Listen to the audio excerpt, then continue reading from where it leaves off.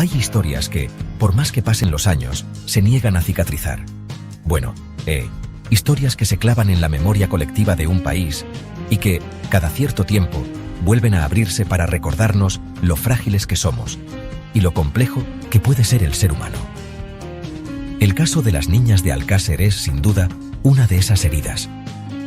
Y en el centro de esa herida, junto al prófugo Antonio Anglés, hay una figura clave, un hombre cuyas palabras han dibujado y desdibujado la verdad una y otra vez: Miguel Ricard Tárrega. Hoy no vamos a buscar culpables ni a dictar sentencias. Eso ya lo hizo la justicia. Hoy vamos a hacer algo más incómodo. Vamos a escuchar. Vamos a sentarnos frente a las 6 versiones que Ricard dio a lo largo del tiempo. 6 relatos que se contradicen, que se retuercen, que a veces parecen buscar la exculpación y otras, una confesión brutal. ¿Por qué una persona cambia su versión de los hechos de una manera tan radical? ¿Qué hay detrás de cada palabra, de cada matiz, de cada olvido conveniente? No es un ejercicio fácil. Es adentrarse en la mente de alguien que estuvo allí, en el epicentro del horror, y cuyas declaraciones son la única pieza, aparte de las pruebas forenses, que tenemos para intentar comprender lo incomprensible. ¿Miedo? ¿Coacción? ¿Una estrategia calculada? Todo empieza el 28 de enero de 1993. Apenas han pasado unas horas desde el hallazgo de los cuerpos en La Romana. La conmoción es total. Noche, a las 00:50 de la madrugada, un hombre se presenta voluntariamente en el cuartel de la Guardia Civil de Patraix. Es Miguel Ricard. No va obligado, no va detenido. Va por su propio pie. Quiere aclarar su relación con los hermanos Anglés. Señala a uno de ellos, pero no al que todos pensamos. Enrique Anglés, el hermano pequeño, no Antonio. Esa afirmación desvía el foco. En la primera toma introduce un protagonista inanimado, un coche, pero no menciona el que la investigación ya tenía en la mira. Habla de un Opel Corsa blanco, un coche que, según él, le habían prestado. La Guardia Civil escucha y anota. Es una manifestación voluntaria, un primer hilo en una madeja que se enreda. Ricard ofrece información que intenta alejarle del epicentro. En ese momento la investigación apuntaba a Antonio Anglés y a otro vehículo. ¿Por qué mencionar a Enrique y no a Antonio? ¿Por qué hablar de un Opel Corsa blanco? ¿Era un intento de desviar la atención? ¿O la primera pieza de un puzzle mal empezado? Los agentes no se fían. Su relato es vago e impreciso. Algo no encaja. Las piezas que ofrece no resuelven nada. Generan más dudas. La palabra de un hombre que sabe que está en el punto de mira. Un hombre que intenta construir un cortafuegos antes de que las llamas le alcancen. La Guardia Civil no se queda con esa manifestación. Empiezan las comprobaciones. Llaman, preguntan, contrastan. Las primeras palabras de Ricard se desmoronan casi al instante. El hombre que señalaba a Enrique ahora se autoinculpa. Admite haber estado allí. Admite haber participado en el secuestro de Miriam, Toñi, Desiree. Es un giro de 180 grados. La estrategia de desviar la atención ha dado paso a una confesión, pero una confesión extraña, llena de matices y, sobre todo, de silencios. El primer cambio significativo está en el coche. El Opel Corsa blanco del que habló en su manifestación voluntaria desaparece por completo del relato. Ahora, el vehículo del crimen es un Seat Ronda de color oscuro, propiedad de Antonio Anglés. Este detalle es crucial, porque coincide con las pistas que ya manejaban los investigadores. Ricard empieza a alinear su versión con la realidad que la Guardia Civil está construyendo. Parece que entiende que negar la evidencia ya no es una opción.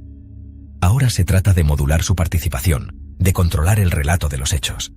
Pero lo más llamativo de esta primera declaración es su intento de minimizar su propio papel. Sí, estaba allí. Sí, las recogieron. Pero según sus palabras, él no ejerció violencia alguna.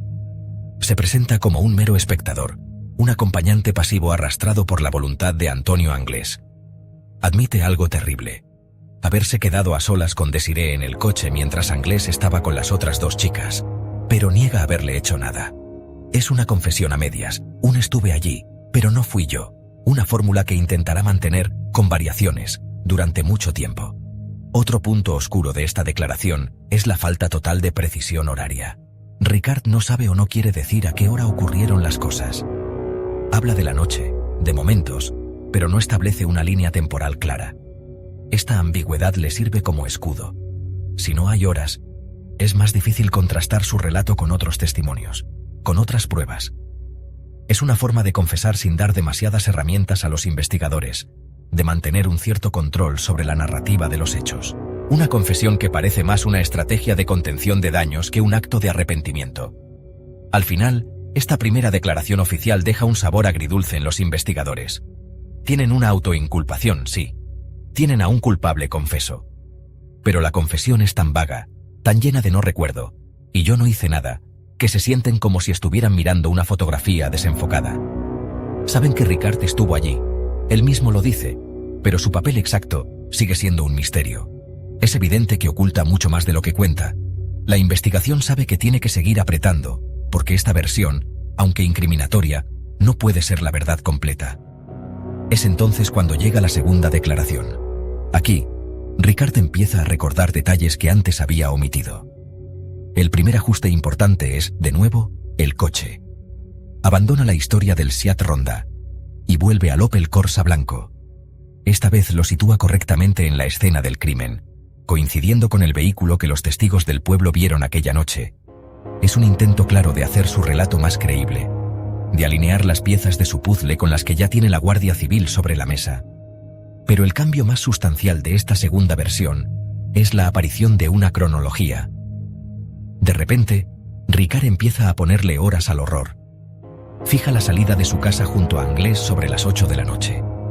Este detalle, que parece menor, es fundamental. A partir de ahí, empieza a desgranar lo que supuestamente ocurrió, asignando intervalos de tiempo a los momentos que pasó a solas con cada una de las menores.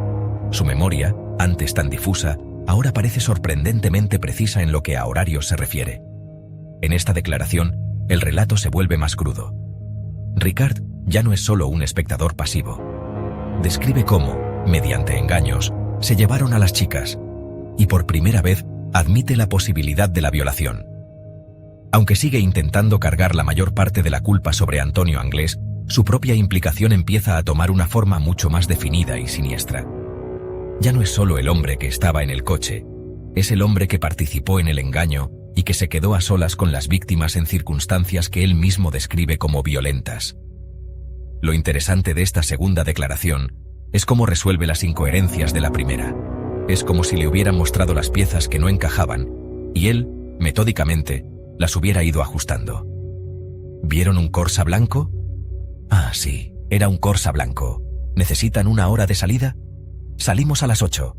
Es un relato que se va construyendo a la carta, adaptándose a las necesidades de la investigación. Esto plantea una pregunta inquietante. ¿Está Ricard recordando la verdad, o está construyendo una versión que sea lo suficientemente verosímil como para ser aceptada, y quizás atenuar su responsabilidad? Al final de esta segunda declaración, los investigadores tienen un relato mucho más coherente y detallado. Las principales contradicciones sobre el vehículo y la falta de horarios han sido resueltas por el propio Ricard. Sin embargo, esta nueva coherencia es, en sí misma, sospechosa. La memoria no suele funcionar así, volviéndose más precisa y ordenada con el paso de las horas y bajo presión. Más bien parece una versión corregida y aumentada, un segundo borrador de la historia. Un borrador mucho más oscuro y que le implica de una manera mucho más directa en los crímenes. El 2 de marzo de 1993, la escena cambia. Bueno, ya no estamos en un cuartel de la Guardia Civil, sino en los juzgados, y es aquí donde Miguel Ricard ofrece su tercera declaración, la versión oficial. Es, sin duda, la más completa y la más brutal de todas. Aquí ya no hay medias tintas. Ricard se describe como participante activo en una orgía de violencia y muerte. Describe con todo lujo de detalles la caseta de la Romana. Habla de violaciones múltiples y continuadas. Antonio Anglès. Y también él mismo. Describe actos de crueldad extrema, sin omitir detalles escabrosos. Se pinta como un monstruo a la par que Anglès, coautor material. Miriam. Toñi. Desiré. Cuenta cómo, después de la barbarie, fueron a comprar la cena. Como si nada hubiera pasado. Detalla el regreso a la Romana. Cavaron la fosa con sus propias manos. Usaron herramientas que describe con precisión. Envolvieron los cuerpos en una alfombra. Los depositaron en la fosa. Buscaron los casquillos de las balas para no dejar pruebas. Ese detalle solo alguien que estuvo allí conocería. Parece por fin la verdad. Insoportable pero verdad. Esta declaración se convierte en la columna vertebral de la acusación. Es coherente con los hallazgos forenses y parece irrefutable. Ricard proporciona información para reconstruir el crimen paso a paso. Para la justicia y la opinión pública, este es el relato definitivo. Pero en la mente de Ricard, nada es definitivo. Apenas han pasado unas semanas. El 29 de marzo de 1993, cuando todos creían que el caso estaba prácticamente cerrado a falta de capturar a Anglès, Miguel Ricard pide declarar de nuevo. Y lo que ocurre a continuación es, simplemente, desconcertante. Todo lo que había dicho, toda la confesión brutal y detallada, se desvanece en el aire. Ricard se retracta. De todo. Absolutamente de todo. Es un giro de 180 grados, un cambio tan radical que deja a todo el mundo perplejo.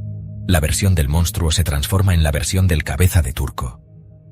De repente, Ricard tiene una coartada. Una coartada completa. Asegura que la noche del 13 de noviembre de 1992, la noche de la desaparición, él no estaba con Antonio Anglès.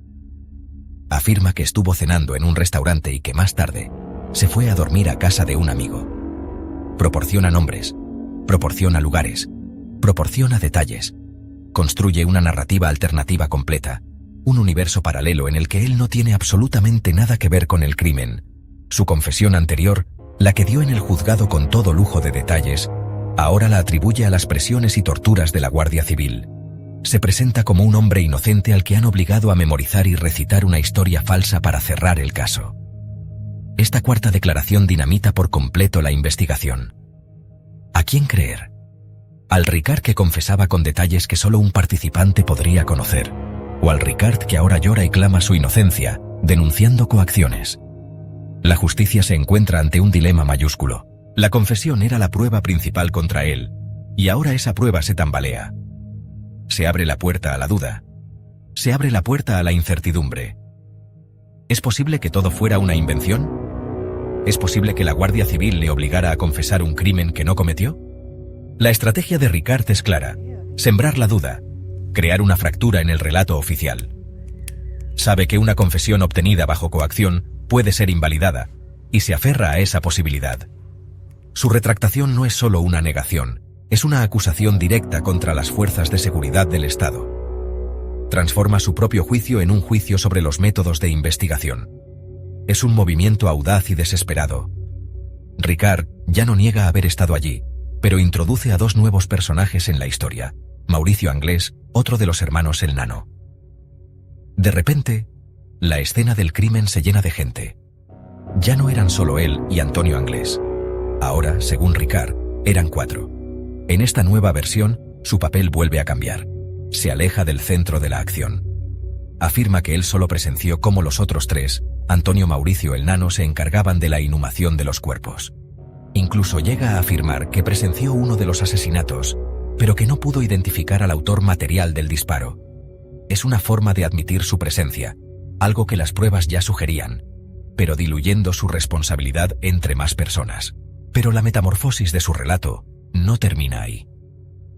Un año más tarde, el 30 de septiembre de 1994, en su sexta y última declaración antes del juicio, Ricard ratifica y matiza esta historia.